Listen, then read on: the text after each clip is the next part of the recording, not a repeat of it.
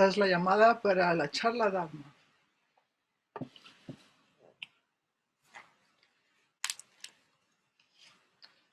Pues yo creo que ya estáis um, todos familiarizados con el koan de Miazón, la charla Dharma de Miazón, que hemos estado discutiendo poco a poco por WhatsApp. Y bueno, no hay otro koan como ese. No es que, ok, vamos a estudiar ahora este tipo de koans. No, no hay más. Este es el único. Y, y claro, después de haber estudiado tantos años Zen, dedicado mi vida a criar a mis hijos y a estudiar el Zen, pues siempre oí que teníamos que trascender nuestro cuerpo de mujer para poder realizar nuestra naturaleza búdica. Y yo seguía todas las instrucciones al pie de la letra. Um, y me identificaba con todos los maestros, con todos los grandes maestros Zen, que hay muchísimos, o sea, y sus vidas son increíbles, pues yo me convertí en ellos, no importa que fueran mujeres o hombres, simplemente para recibir el Dharma y eran realmente mis modelos de vida, de vida espiritual. Y, ¿sabes? Como he mencionado que después que trabajé en el libro de El Zen de lo Femenino Sagrado con la ayuda de la edición, la gran editora que es Elena y con la ayuda, la colaboración de Charo, hemos creado una versión mucho mejor en español que la versión en inglés. Pues no mencioné este koan en ese libro, porque la verdad es que se me pasó, la verdad es que se me olvidó. Pero después de haber dedicado mi vida al estudio en profundidad del Zen, junto con el cuidado de mis hijos, porque los dos iban mano a mano, no dejé uno por el otro, ni el otro por el uno, sino el Zen me ayudaba a criar a mis hijos, a ser una con ellos. Y de repente, no sé, tuve una experiencia muy fuerte sin esperar nada, ¿no? Porque cuando esperas algo no pasa nada, pero sin esperar nada, simplemente en el vacío, pues realicé hace poco, por eso no está incluido en el libro. Sí, sí, sí lo incluí. El con no lo incluí, pero la cita de Jung sí lo incluí. Que en el fondo de todos los seres humanos, en el, en lo más profundo del inconsciente colectivo de todos los humanos, se encuentra la madre primordial de todas las cosas, la madre de todas las cosas, que también se llama la madre del universo. Y, y, y después de haber tenido esa experiencia, ¿no? En mi propio ser, con la madre de todas las cosas, es como de repente encontrarse con el elefante blanco y una vez que has visto el elefante blanco, pues ya no te puedes olvidar del elefante blanco. O sea, ya pues mi vida está dedicada a la arqueología. Me hace risa porque esto me vino esta mañana.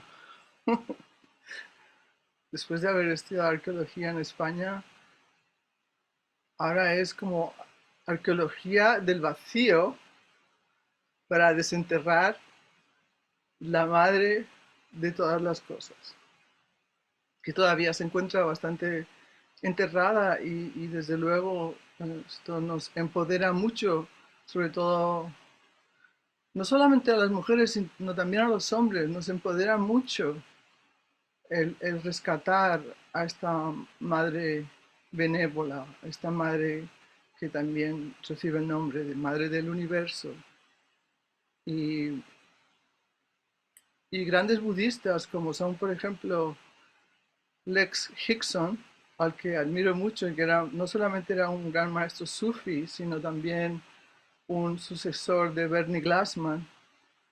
um, ha escrito un libro sobre el legado de la madre, y este libro se llama Madre del Universo, o Madre de todos los Budas, o algo así, porque también es la madre de todos los Budas.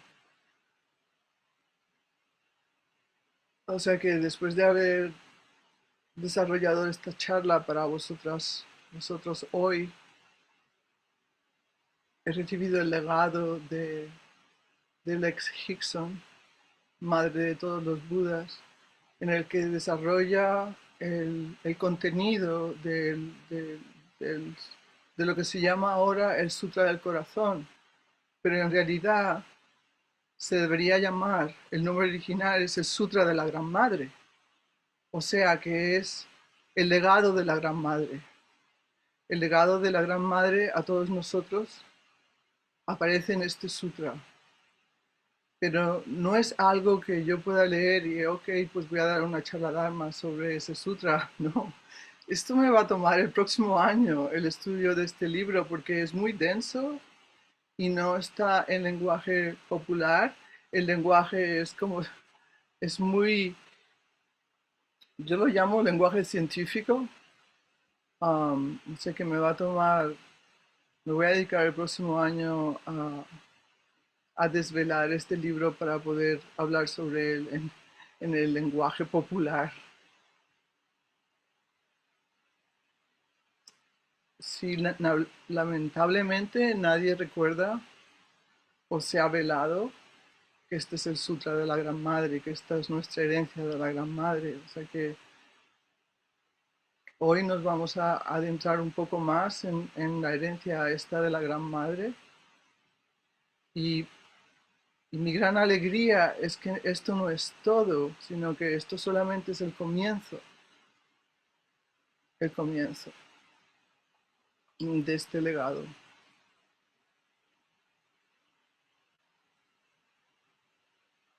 Pues después de haber tenido esa experiencia de realizar um, que en mí misma moraba esa madre de todas las cosas,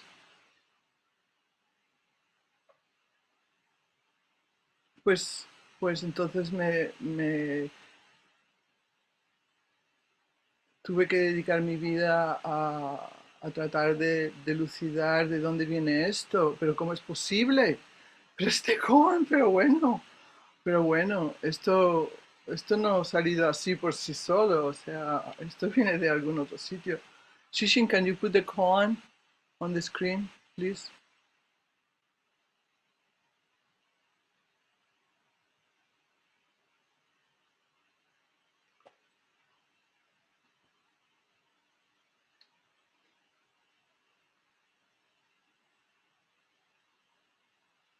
Aunque algunos de vosotros ya sabéis sobre este Koan, pero no todos, no todas. Así que vamos a volverlo a leer.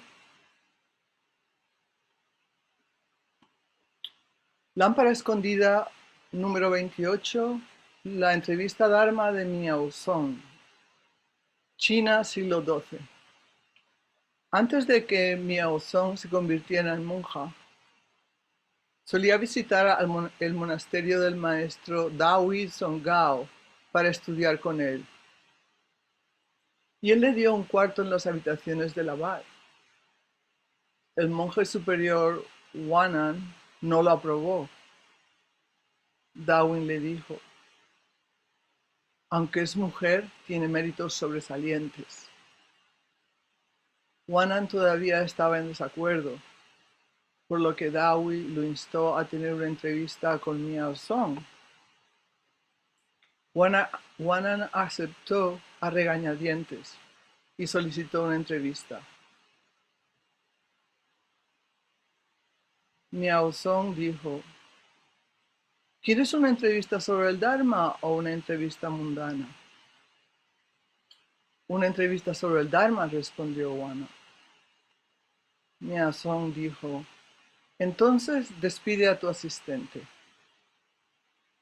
Ella entró primero en la habitación y después de un rato llamó, por favor, pasa. Cuando el monje superior Wanan entró en la habitación, vio a Miao Zong acostada desnuda boca arriba en la cama. Wanan, señalando los genitales de Miao Zong, dijo, ¿qué es este lugar? O sea, bueno, luego hablo sobre esto. Miao Zong respondió, todos los budas de los tres mundos, los 6 patriarcas y todos los grandes monjes de todo el mundo salen de este lugar. Wanan dijo, ¿y yo puedo entrar? Miao Zong respondió, los caballos pueden cruzar, los asnos no. Wanan no pudo responder. Miao Zong declaró, te he visto, monje superior. La entrevista terminó. Ella le dio la espalda. Wanan se fue avergonzado. Más tarde Dawi le dijo, el viejo dragón tiene cierta sabiduría, ¿no te parece?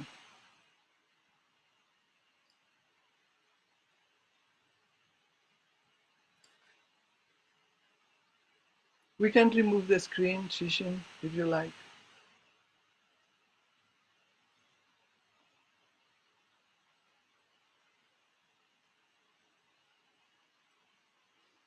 Así que estábamos en cuando hay este koan hace muchísimos años, antes de que el libro de la lámpara escondida se publicara.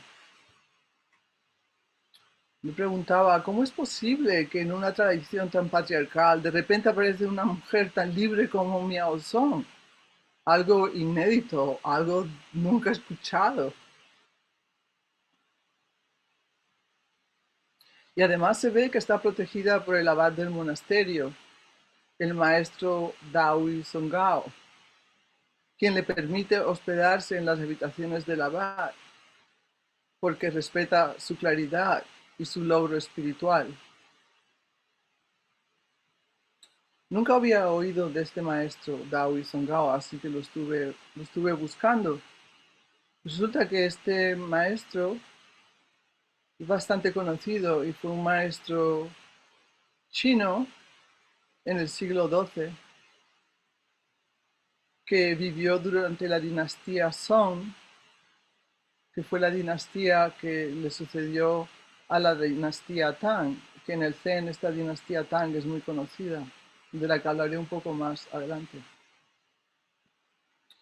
Y estuve buscando y viendo y realizando que este maestro se caracteriza principalmente por su énfasis en el estudio de koans como método efectivo para vivenciar la iluminación. Ese fue el método que yo también seguí en nuestra tradición.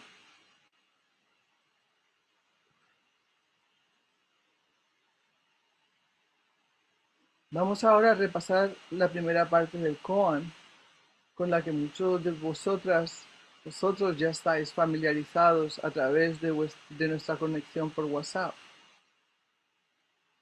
La primera parte dice, antes de que Miao Zong se convirtiera en monja, solía visitar el monasterio del maestro Dawi Songao para estudiar con él, y él le dio un cuarto en las habitaciones del abad. El monje superior Wanan no la aprobó.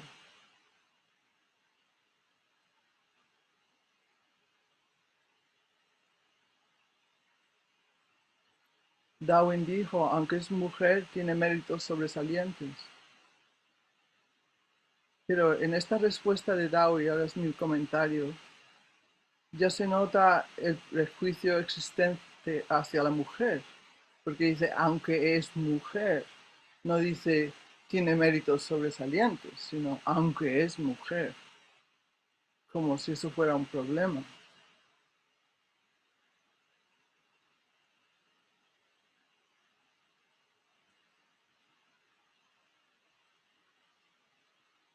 También al principio del koan dice, antes de que Miao Zong se convirtiera en monja, solía visitar el monasterio del maestro Dao.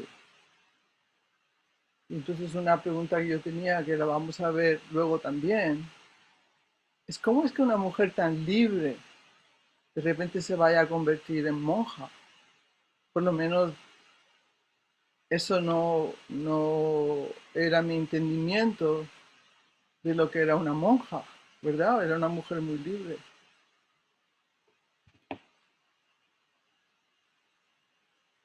Entonces Dao Wanan dice,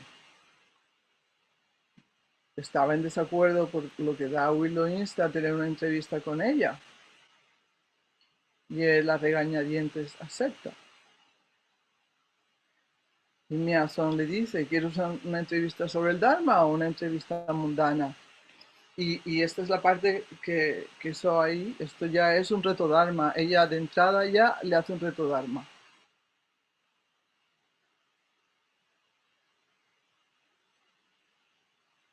Y Danan Wanan dice, una entrevista sobre el Dharma.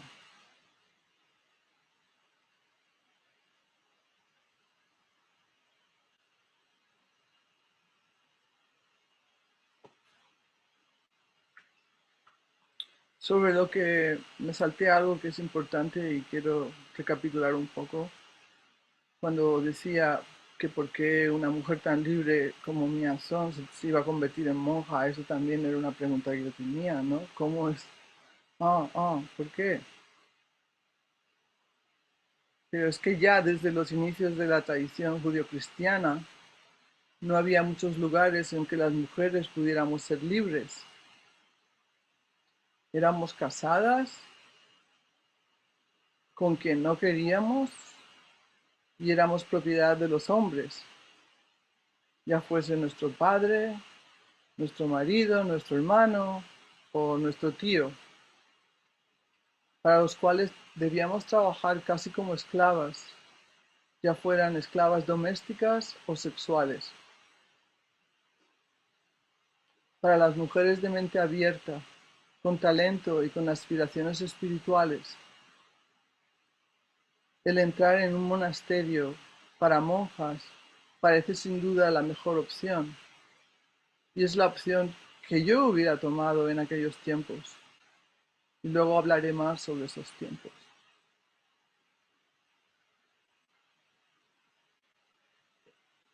El maestro Dawi parece ser un protector de mujeres de brillantez espiritual. Sin embargo, el monje superior no entiende por qué el maestro la coge y se enoja.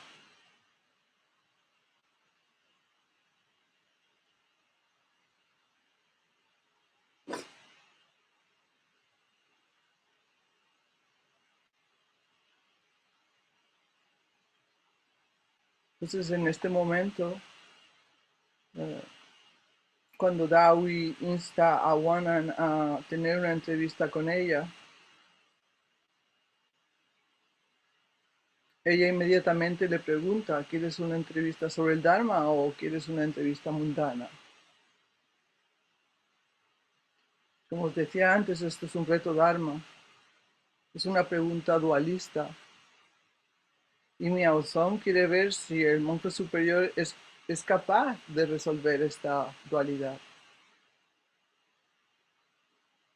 Para Miao Zong, practicante del camino del medio, no existe dualidad o dicotomía entre una charla Dharma y una charla mundana.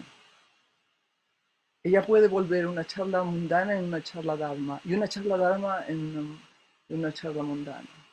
No hay diferencia, pero seguro que son profundas.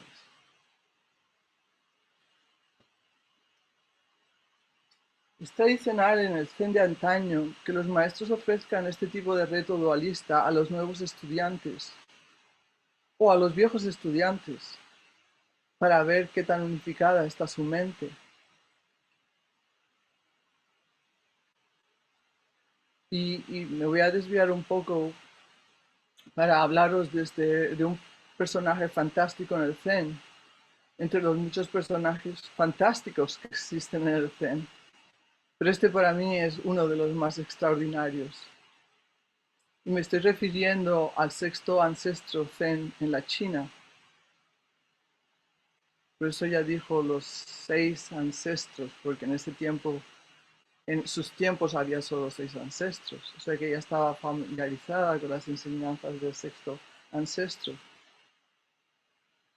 El sexto ancestro era un hombre humilde e iletrado, pero iluminado desde su nacimiento.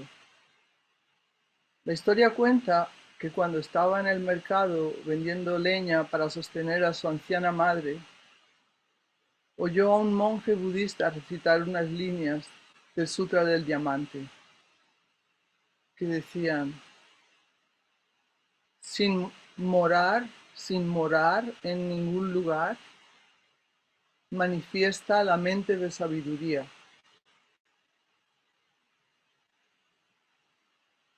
Al escuchar esto, Huineng, el nombre del sexto ancestro,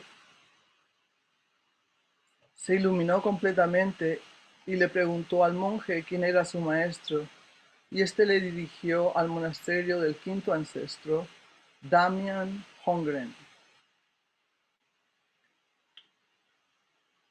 Resulta que en ese tiempo, y ahí es increíble como el karma de esta persona, ¿no? El karma acumulado de este sexto ancestro ahora sale a relucir, y una persona muy adinerada le dio suficiente dinero para dejar a su madre bien atendida por el resto de su vida.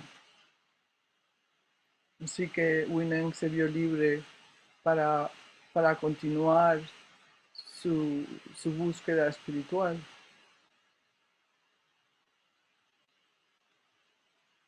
Huineng iría a pie y sería muchísimo tiempo de camino. Al llegar a las puertas del monasterio del quinto ancestro, el ancestro ya lo estaba esperando en la misma entrada.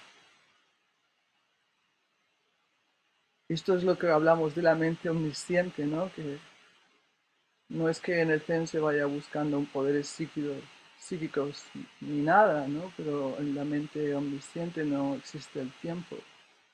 Y muchas veces sabes cosas antes de que pasen. Así que el quinto ancestro ya lo estaba esperando. Y he resumido mucho lo que le pregunta porque no me quiero meter en otra en otra historia que nos saque de nuestro camino de Miazón.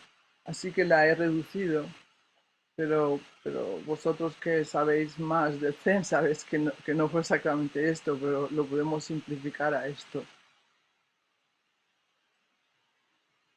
Entonces, el quinto ancestro le preguntó: una persona de baja alcurnia como tú, ¿cómo pretendes iluminarte?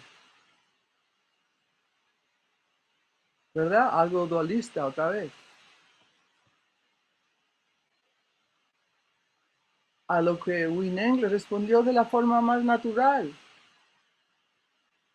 sin pensar, del corazón.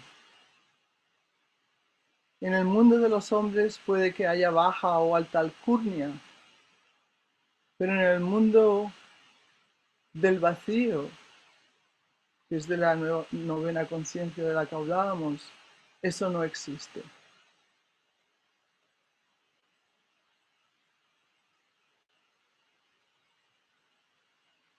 Y claro, no es que en la novena conciencia nos desligamos de la realidad y de repente todo es vacío y no sabemos con quién estamos hablando ni nada, no.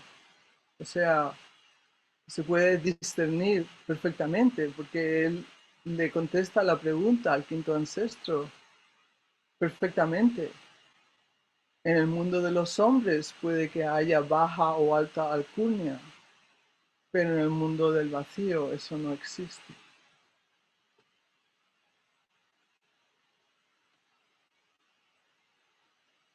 Entonces el quinto ancestro reconoció inmediatamente la capacidad espiritual de Huineng y de hecho lo acogió y también lo protegió, al igual que el maestro Dawi protegió a Miao Zong. El quinto ancestro protegió a Huineng hasta que pudo convertirse en su sucesor Dharma y ser el sexto ancestro del Zen. Es una historia muy apasionante, pero hoy no es el día para ella. De la misma manera, pero al contrario, Miao Zong reconoció que la mente del monje superior estaba dividida. Cuando el monje superior respondió que quería una entrevista sobre el Dharma. Y ahora vemos la segunda parte del koan. Miao Zong dijo, entonces despide a tu asistente. Ella entró primero en la habitación y después de un rato llamó, por favor, pasa. Cuando el monje superior Wanan entró en la habitación, vio a Miao Zong acostada desnuda boca arriba en la cama. Wanan, señalando los genitales de Miao Zong, dijo, ¿qué es este lugar? Miao Zong respondió, todos los budas de los tres mundos, los 6 patriarcas y todos los grandes monjes de todo el mundo salen de este lugar.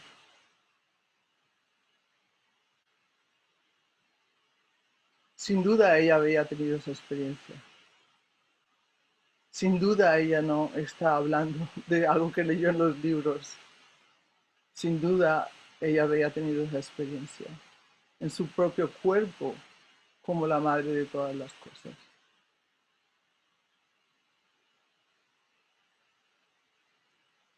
Su respuesta es tremenda, increíble,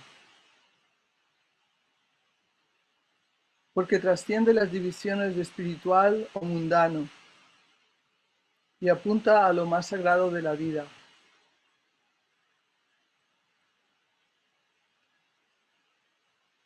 Para entender de lleno la respuesta de Miao Zong, es importante que tornemos nuestra mirada al periodo de oro del Zen en la China, que fue también la época de oro de la poesía. Se conoce como la dinastía Tang.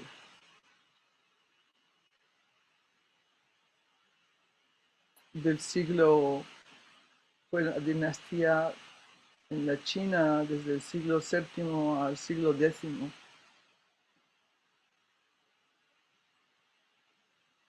Y como os dije antes, fue la época de oro no tanto para el Zen, sino también para la poesía.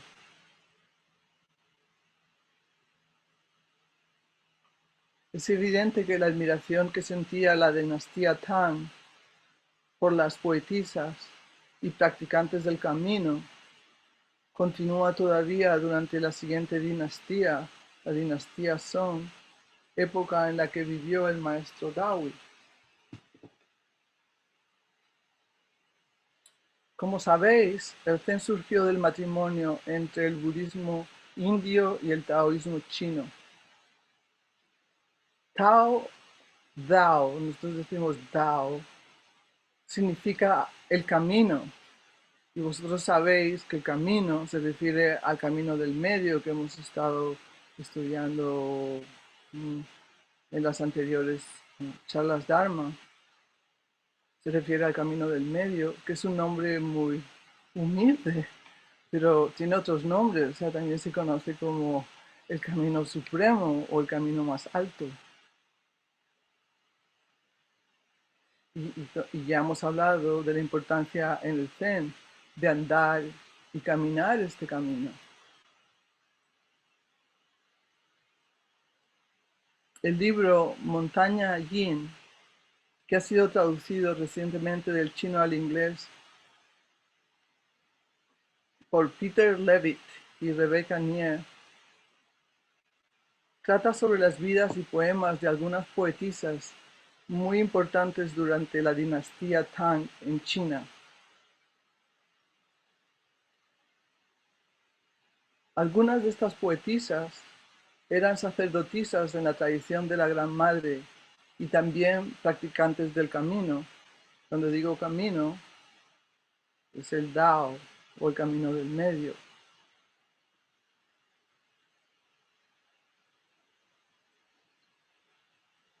Este hecho de que aún existieran sacerdotisas de la Gran Madre hasta el siglo X en China ha sido una gran revelación para mí,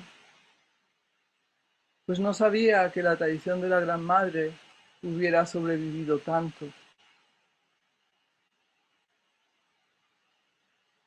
Aunque luego veremos cómo el posterior auge del confucianismo ortodoxo aniquila esta tradición. Este libro lo tengo aquí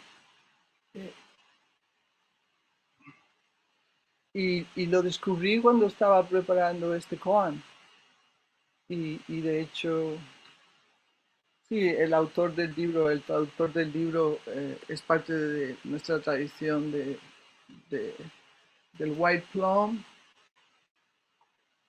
que también se conoce como la ciruela blanca en español. Para recapitular un poco, cuando las civilizaciones de la Gran Madre fueron perseguidas en la antigua Europa, estas se trasladaron al Valle del Indo, donde posteriormente surgiría el budismo tántrico.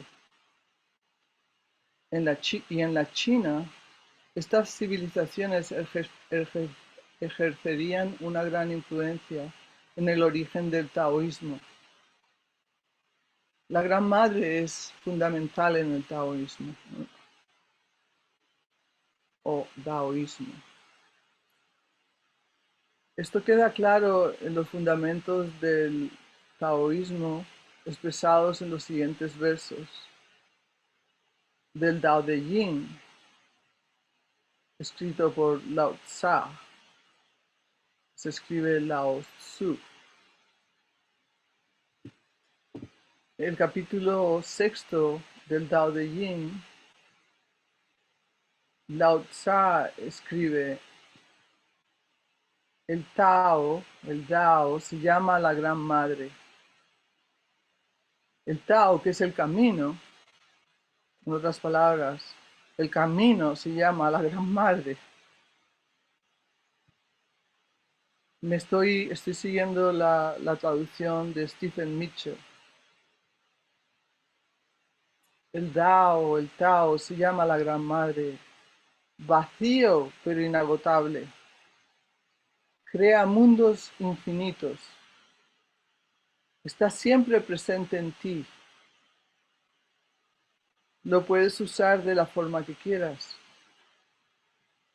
Por eso cuando estudiamos el poema de Afirmando la confianza en la mente del corazón, siempre se repite una y otra vez: no busques nada fuera de ti, no busques nada fuera de ti, solo abstente de tus opiniones, solo abstente de estar juzgando, solo abstente de estar criticando.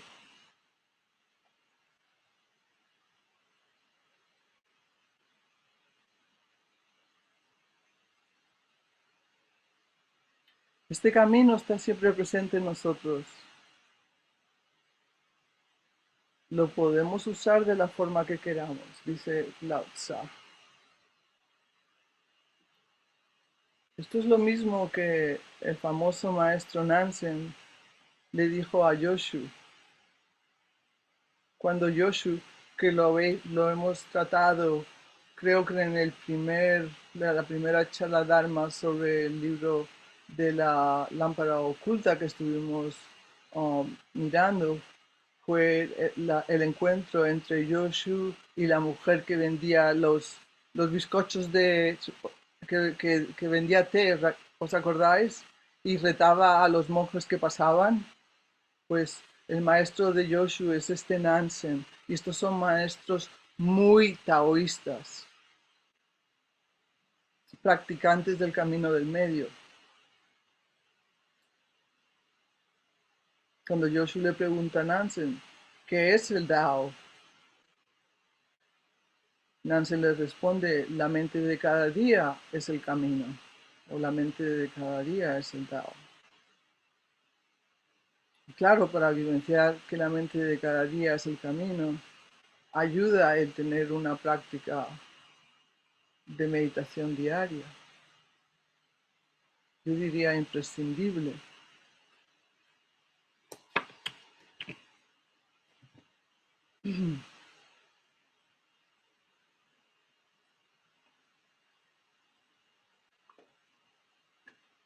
En los tiempos de la religión de la Gran Madre, las mujeres ocupaban un lugar predominante en sus templos como sacerdotisas de la Gran Madre.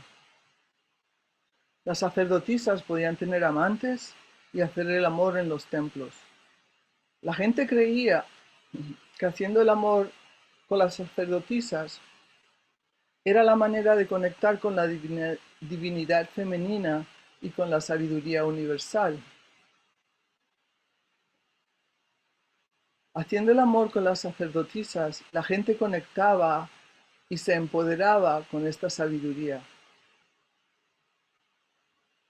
Tenemos que imaginar esto en un ambiente sagrado de veneración a la Gran Madre y a sus sacerdotisas. Quizás esto es difícil de imaginar hoy día.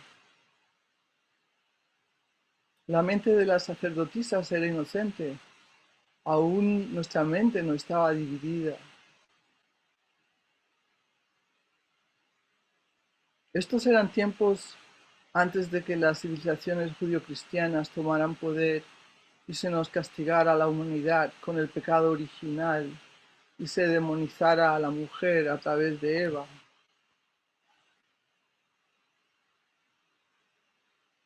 Desde tiempos prehistóricos hasta el siglo X en China, durante la dinastía Tang, se puede constatar la existencia de sacerdotisas de la Gran Madre que practicaban el Tao, el Dao o el camino del medio,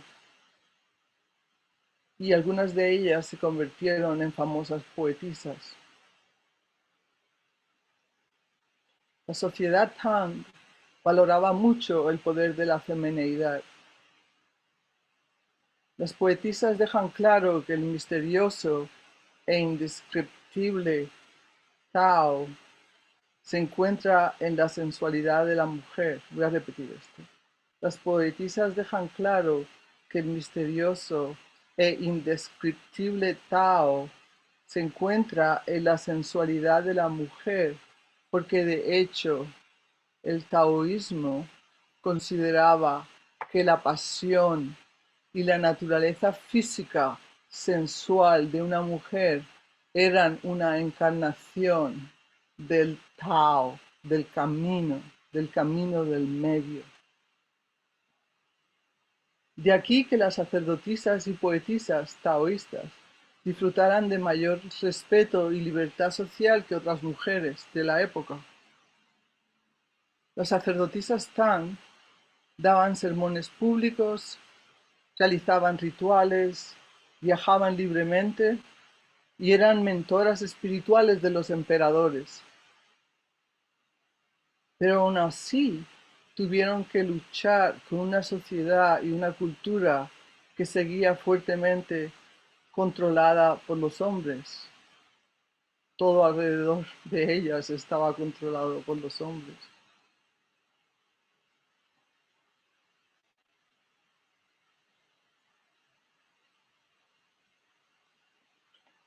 Esto que os decía antes de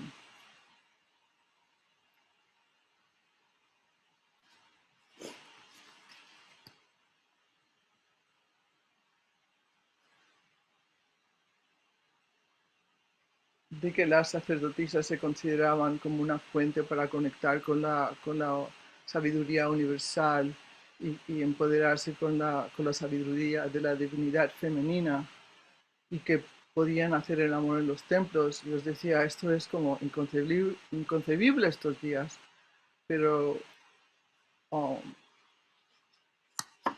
aquí en el área por donde yo vivo hay un centro en una montaña que está bastante cerca de aquí que yo tuve el privilegio de visitar cuando estaba en construcción, porque tenía un amigo que estaba trabajando en la construcción de este templo de la montaña que se llama ah, es Rocky Mountain Shambhala Center o algo así. Es un centro tibetano muy importante en este área y ahora no lo puedes ver, no puedes entrar al nivel superior de este templo, está todo, es completamente secreto, pero yo tuve, tuve el honor de poderlo ver y en la parte superior de este templo aparece, hay dos esculturas de verdad que son gigantescas en unión sexual del Buda masculino con la Buda femenina. Y ahora esto solamente es totalmente secreto y ahí solamente pueden entrar los estudiantes muy avanzados del budismo tibetano. O sea que este nivel de la sexualidad como algo supremo y sagrado, ¿no? Se ha conservado todavía en el budismo tibetano, pero solamente para aquellos avanzados, porque nadie quiere que algo que sea tan sublime y avanzado y sagrado se empiece a tratar como basura o se empiece a llamar pornografía o cualquier cosa, ¿no? O se mantiene secreto para reservar su poder sagrado y, y su poder de liberación.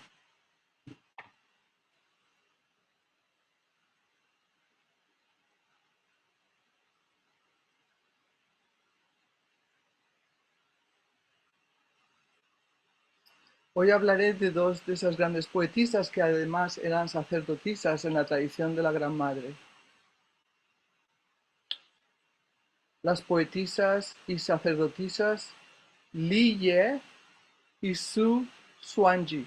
No os preocupéis de los nombres porque luego voy a poner, los voy a poner en la pantalla y también van a aparecer en la pantalla sus poemas, dos de cada una. Y estas revelan en sus poemas la profundidad de su práctica espiritual, sus sentimientos de conexión con la naturaleza y la verdad de lo que sienten, a pesar de los obstáculos que la cultura patriarcal alrededor de ellas les ponía.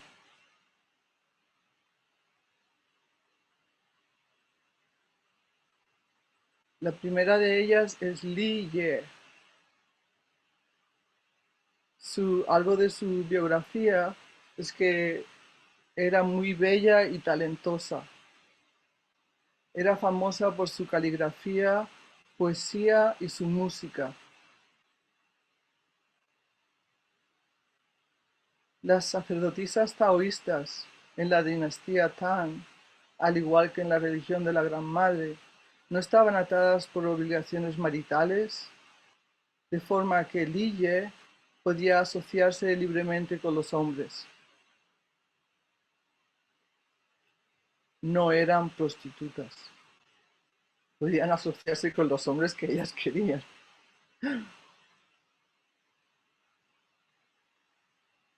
Su fama llegó a los oídos del emperador y este requirió su presencia en la corte para que le enseñara poesía a la realeza.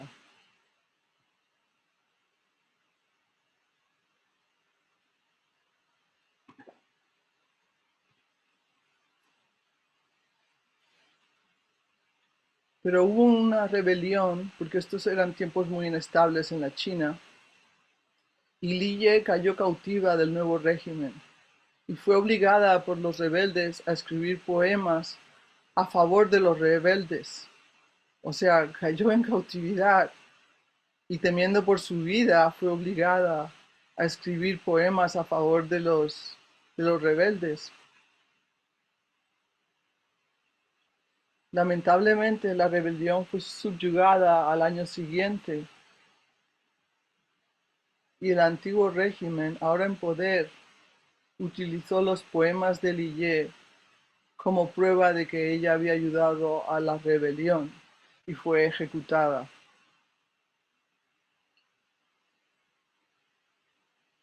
Siglos después, los círculos literarios chinos cayeron bajo el control del confucianismo ortodoxo. Las inocentes líneas espirituales de la poesía de Lillet se tergiversaron y fueron utilizadas como evidencia de su naturaleza libertina y seductora, y la pusieron como el ideal opuesto a cómo debe ser una mujer en una sociedad en la que el sistema moral estaba gobernado por el confucianismo ortodoxo.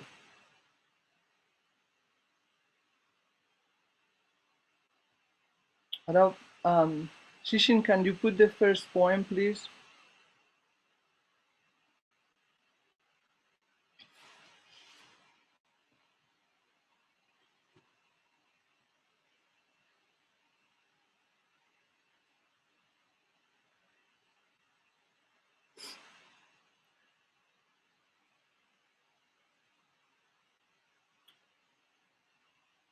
Lo voy a leer y luego lo voy a comentar y por favor disculparme esto para poderle dar crédito, el suficiente crédito que este poema se merece.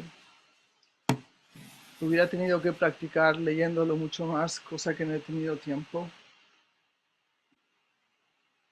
Permanencia fortuita de Li Ye. Mi mente es una nube distante a la deriva. Sé que no volverá. Vive con las nubes en el espacio, entre la existencia y el vacío. ¿Por qué las ráfagas de viento la dispersan, soplando de un lado a otro, del sur a las montañas del norte? Os quería decir que este poema muestra la inestabilidad de su vida. El primero, ser obligada a trabajar para el emperador, luego ser tomada cautiva por los rebeldes, obligada a escribir lo que ella no quería. Y desde luego este poema muestra su inseguridad, su inseguridad física. O sea, su mente es una nube distante a la deriva. O sea, yo aquí percibo que temía por su vida. Sé que no volverá. Vive con las nubes en el espacio entre la existencia y el vacío. ¿A qué os recuerda esto entre la existencia y el vacío? ¿Os acordáis? Bueno, luego os pregunto. La existencia y el vacío, ese es el camino del medio. El camino del medio es entre la existencia y el vacío, entre la forma y la no forma, entre la existencia y la no existencia. Ella lo describe como la existencia y el vacío. O sea que ella era una practicante del camino del medio.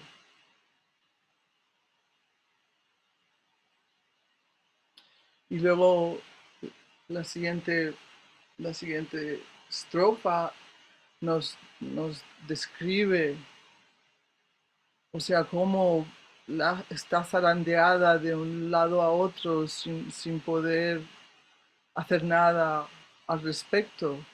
Pasa de un régimen a otro sin poder hacer nada.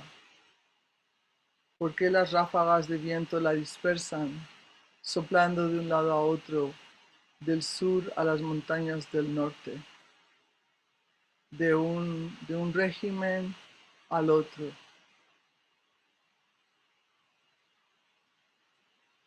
Vamos ahora a ver the second poem, Shishin.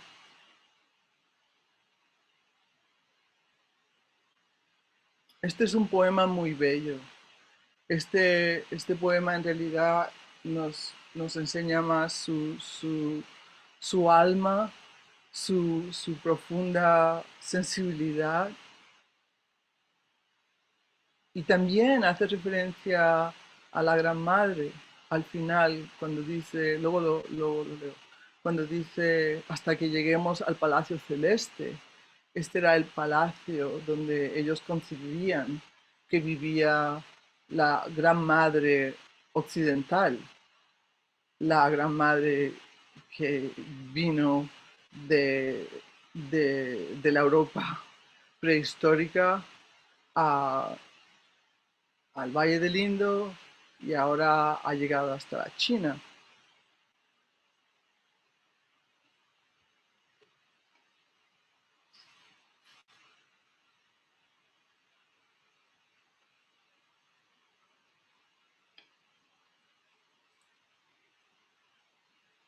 Este poema es un poema amoroso, pero es un poema amoroso muy sublime y espero que podáis percibir esta sensibilidad tan exquisita de esta poetisa y sacerdotisa. Dice, mientras partimos, no hay nada que decir bajo la luna silenciosa, cuya luz refleja la forma en que realmente nos sentimos. A partir de aquí nos añoraremos el uno al otro, como la luna flotando entre las nubes, más allá del agua, hasta que llegue al Palacio Celeste.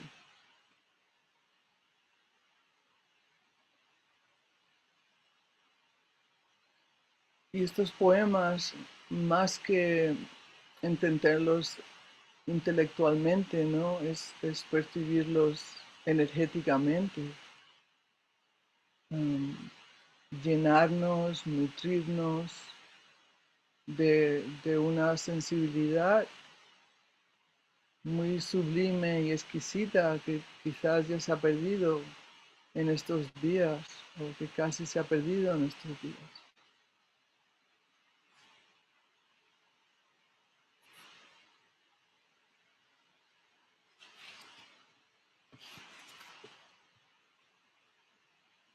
La otra poetisa de la que os quería hablar es Su Xuanyi.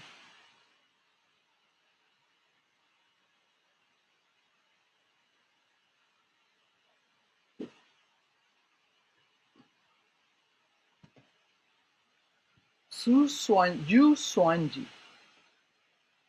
fue ejecutada a la edad de 25 años. Durante su corta vida, ella inspiró generaciones con su vida, talento y poesía. A los 17 años se ordenó como sacerdotisa de la Gran Madre y disfrutó de la libertad que este rango le proveía, mientras que su talento poético e impresionante apariencia la llevaron a convertirse rápidamente en una sensación en los círculos literarios de la aristocracia.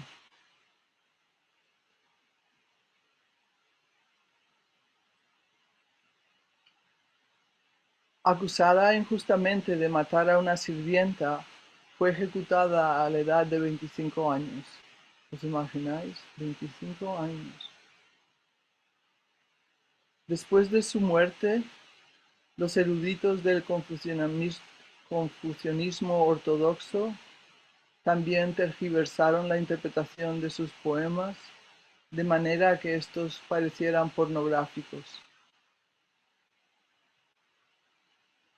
En el siguiente poema, titulado Respuesta a la invitación de un conocido para ir a pescar en un día de verano. Este es un poema más divertido. Y en este poema, la poetisa Yu rechaza la invitación de un vecino y conocido para ir a pescar. Las fragantes ramas de osmanto que luego vamos a leer en el poema cuando cambiemos de página. Se refieren, son símbolos de fertilidad, de logro y fertilidad.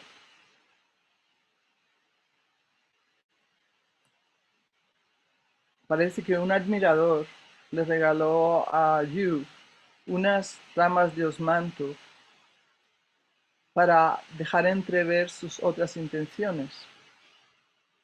Yo estuve buscando esta mañana esto cómo eran las ramas de osmanto y no sé si en España los llamáis violetas. ¿Os llamáis violetas a estas plantas tan olorosas que surgen al principio del verano, o al principio bastante temprano en la primavera? No sé cómo lo llamáis en España. En- Aquí los llamamos violet, creo. Son muy olorosas, pero esto es algo diferente, pero eran unas ramas de unas flores exquisitas. Sin embargo, eh, en su poema, Yu alude a la sabiduría taoísta y también a la sabiduría zen para expresar su rechazo y para dejar claro que puede ver a través de sus artimañas, las artimañas de su admirador. Can we get the next page, Shishin? Era vecino también, porque dice, a pesar de que vivimos en el mismo carril, año tras año nuestros caminos no se cruzan. Una conversación informal puede ablandar a una mujer mayor, mientras el fragante osmanto dobla las ramas frescas. Pero la esencia del Tao embauca tanto al hielo como a la nieve, y la mente zen simplemente se ríe de galas y sedas.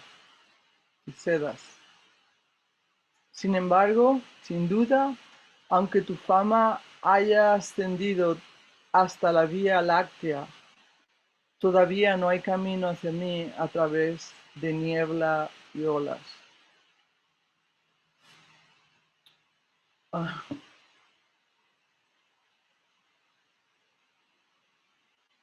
cuando dice, o sea, nuestros caminos no se cruzan, o sea, no tenemos nada que ver.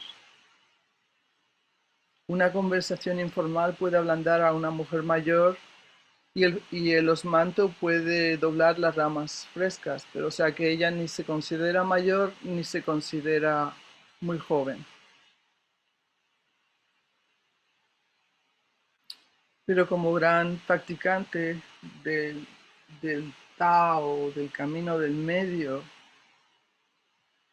le dice en otras palabras que yo no me dejo engañar ni por el hielo o la nieve, o sea que mi práctica taoísta ve a través del hielo y la nieve, que son simplemente estados del elemento del agua. Y la mente zen simplemente se ríe de galas y sedas. Está ahí una historia de uno de esos personajes fantásticos en el zen, el maestro Ikkyu, um, que un día fue invitado al palacio del emperador y se presentó con sus ropas como de mendigo, como siempre iba, con la ropa que le gustaba, que era como de mendigo, y no lo dejaron entrar. Entonces se fue a su choza, se puso las vestimentas de, fantásticas, de gran poderosas, sobre sus ropas de mendigo, y lo dejaron entrar con toda la pompa, y cuando llegó a la mesa se quitó las túnicas pomposas, las dejó en la silla y se marchó. y dijo, habéis invitado a las túnicas y no a mí, y se marchó. Pues es algo lo que está diciendo ella aquí. La mente zen simplemente se ríe de galas y sedas.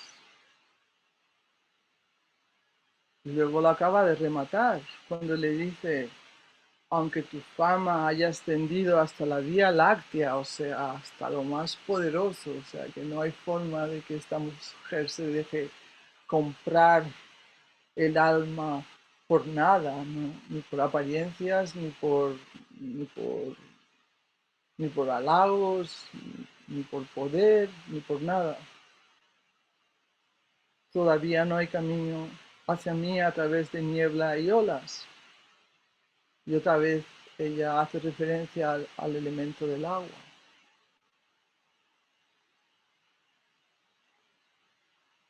Espero que os haya gustado este poema de Yu Xuanji. Y luego el último poema para finalizar es una carta para encarnar los sentimientos. Can you well, put up the next poem? En este poema, cuando leemos nubes y lluvia, esto significa la intimidad sexual, nubes y lluvia.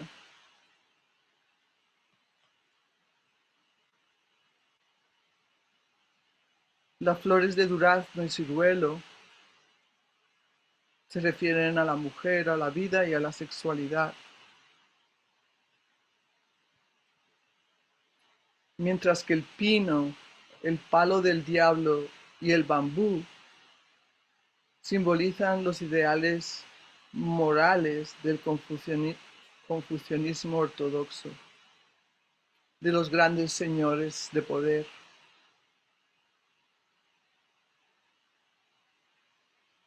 En este poema, Yu expresa su anhelo de mujer por un alma gemela para compartir su intimidad sexual.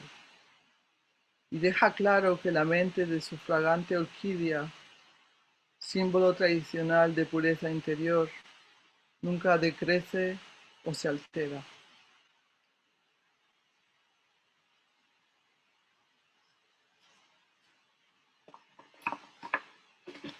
Con hilos bermellones, contacté al traductor del libro este, de La montaña Yin, porque para saber a qué se refieren estos hilos bermellones.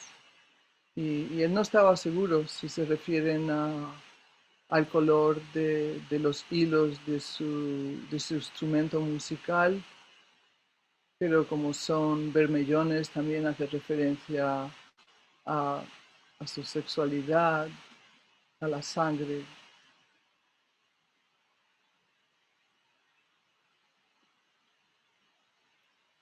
Y dice así, otra vez perdonadme porque esto se podría leer mucho mejor.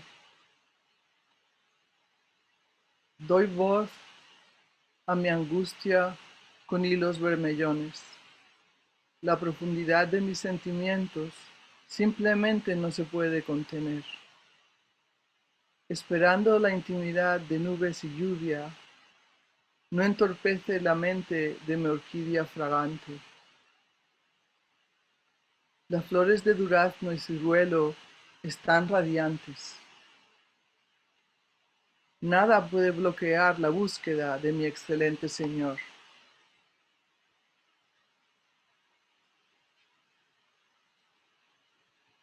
Pinos índigo y madera del diablo todavía no son admirados por la multitud. Mis escaleras cubiertas de musgo son puras a la luz de la luna.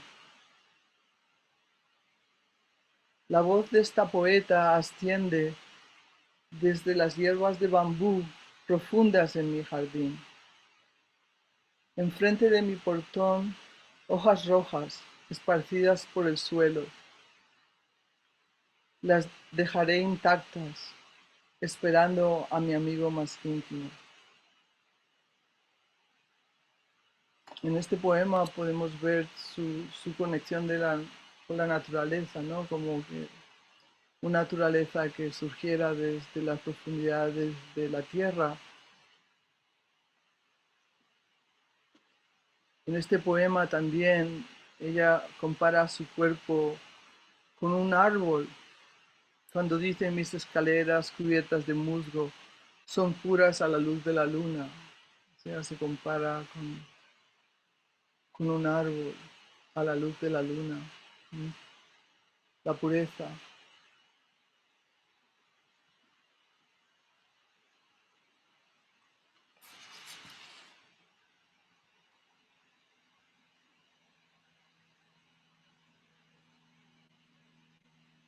Esperando la intimidad de nubes y lluvia, no entorpece la mente de mi orquídea fragante. Eso es lo que os decía antes, que su mente pura de unión con la naturaleza femenina no se altera por la unión sexual, ni se puede manchar,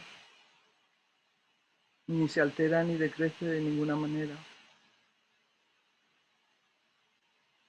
Cuando dice las flores de durazno y ciruelos tan radiantes, o sea, habla de, ya sabéis, en esos años de florecimiento, de florecimiento de la mujer, son las flores de durazno y ciruelos tan radiantes, ¿no? Su naturaleza femenina está radiante.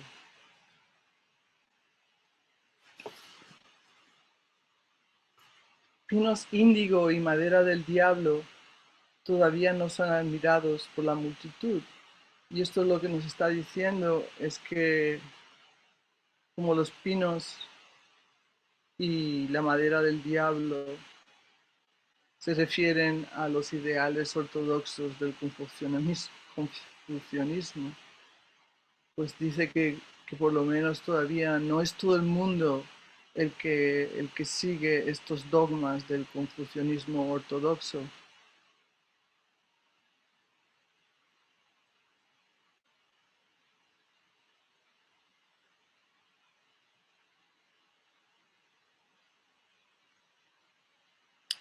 Pues eso es. Espero que os podáis empapar de esta sensibilidad tan exquisita de estas poetisas y sacerdotisas.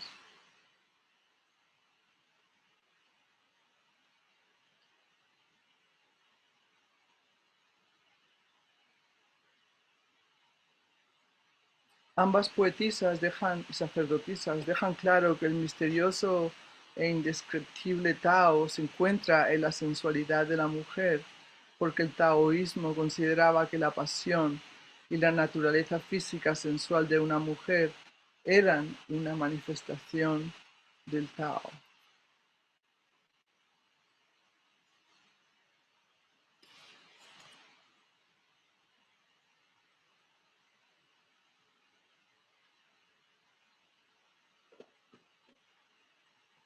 Es difícil decir nada después de leer estos poemas, pero sí tengo que terminar la charla. Después de todo lo dicho, quizás podemos entender mejor la respuesta inocente de Miao Song, que no es otra que la presentación de su mismo cuerpo como la madre de todas las cosas, o la madre de todos los Budas.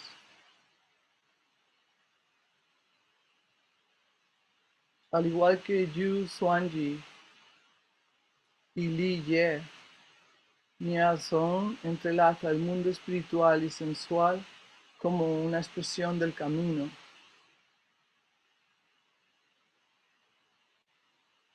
En sus propias palabras ella dice, todos los Budas de los tres mundos, los 6 patriarcas y todos los grandes monjes de todo el mundo salen de este lugar.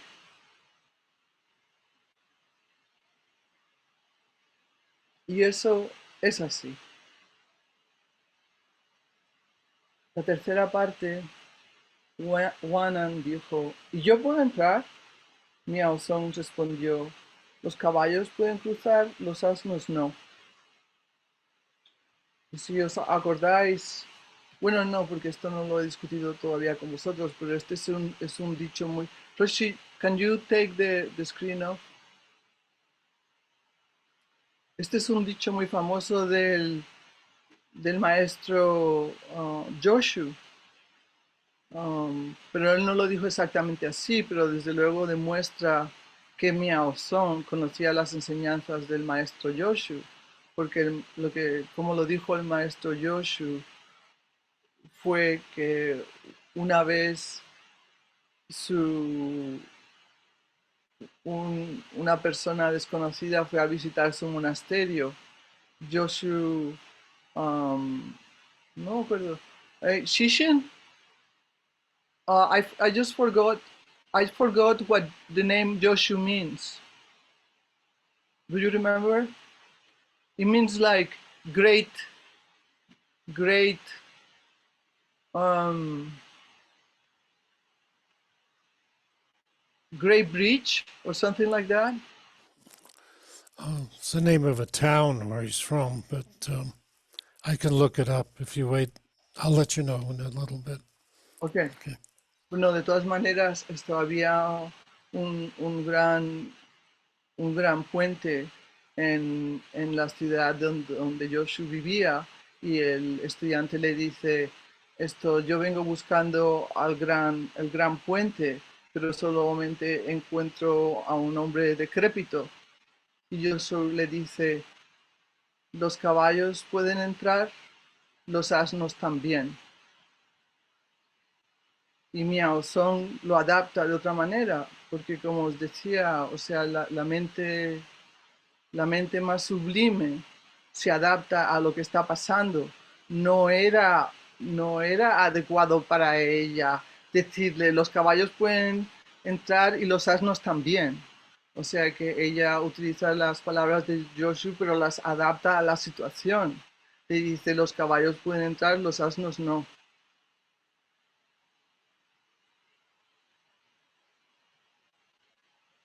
Entonces ya sabéis el final. Wana no pudo responder. Miao Song declaró, te he visto, monje superior. La entrevista terminó. Ella le dio la espalda. Wanan se fue avergonzado. Más tarde Dawi le dijo, el viejo dragón tiene cierta sabiduría, ¿no te parece? Y nada, ya sabéis que hemos estado discutiendo este con por WhatsApp hasta todas las partes, la primera, la segunda, la tercera, y,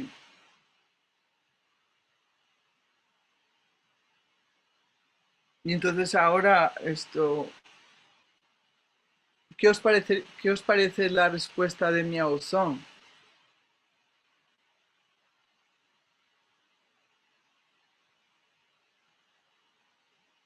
Bueno, pues venga, un aplauso para Miao Song.